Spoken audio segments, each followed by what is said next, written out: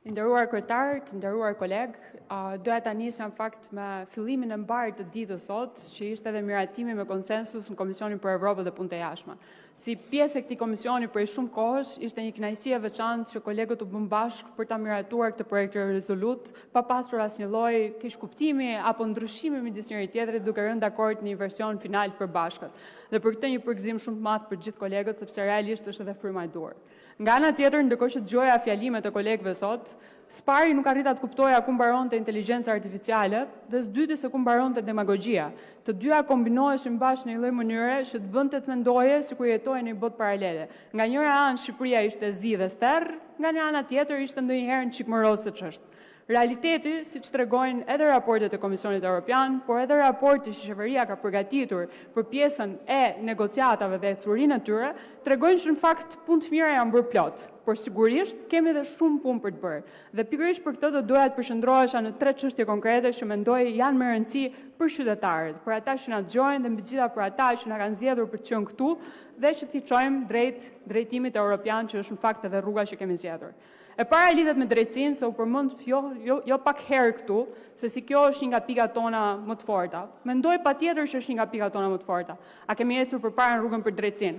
E thot Komisioni Evropian, e thot konkretisht që ka mbaruar vettingun në shkallë të parë, procedurat në apel janë përshpejtuar dhe jemi në rrugën e duhur për të përmbushur gjitha fatet brenda qershorit 2026-s. Kjo do të thotë që kemi një sistem drejtësie me më shumë filtra integriteti, me më shumë përgjegjësi dhe mbi të gjitha që japin drejtësinë në emër qytetarëve.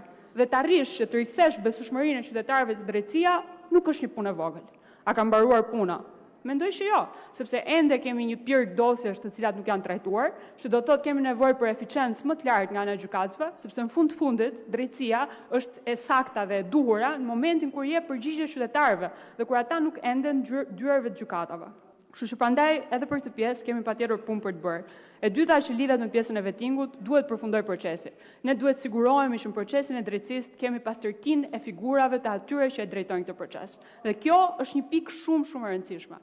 Për sa i përket korrupsionit, sepse dëgjova shpesh herë të përmendur këtu dhe sidomos me raportin e Transparency International, mendoj që është shumë e rëndësishme të bëjmë një diferencë kryesore.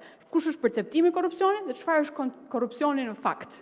Dhe këto të dyja nuk janë gjithmonë në përputhje me njëra tjetrën. Dhe sidomos kur flasim për një vend që sigurisht ka pasur një perceptim të korrupsionit shumë të lartë, do kohë, pavarësisht reformave dhe punëve që të bëhen, ka nevojë për kohë që perceptimi të ndryshojë. Dhe sigurisht fakti që perceptimi po ndryshon është një komponent i mirë, por do doj ende kohë që këto reforma dhe punë konkrete që janë bërë në këtë drejtim të mund të analizohen dhe të perceptohen më së miri nga ana e qytetarëve. E dyta lidhet me një pjesë shumë të rëndësishme që janë pronat. E kam zgjedhur pikërisht për të folur për këtë temë sepse qytetarët e zonave që unë përfaqësoj, librazhit dhe prenjasit, patjetër që ndikojnë nga kjo. Dhe shpesh herë mungesa e regjistrimit fillestar të pronave i ka krijuar probleme qoftë për pjesën e trashëgimisë, qoftë për pjesën e kredive, për pjesën e zhvillimit. Prandaj është shumë e rëndësishme që procesi i digitalizimit të pronave të vijojë. Dhe në fakt edhe Komisioni Evropian thot pikërisht këtë. Edhe pse ne tashmë kemi kaluar online me shërbimet e kadastrës, dhe në fakt shifrat nga qarku e Elbasanit tregojnë një rritje të konsiderueshme për trajtimin e ankesave, kjo nuk do të thotë se puna ka mbaruar. Duhet ecëm sërish me këtë drejtim. Uroj fort që komisionin dhe raportet t'i lexojmë pas syze partijake, sepse pastaj kuptojmë vërtet se ku është Shqipëria dhe ku duhet shkojmë. Faleminderit.